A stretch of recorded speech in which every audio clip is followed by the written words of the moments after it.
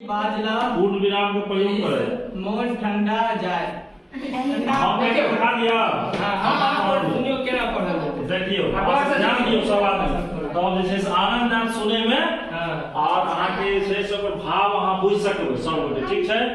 देखियो ई हे लिखल छै ने, हे लिया कने मट्ठा पीब लिया बाबूजी बदला।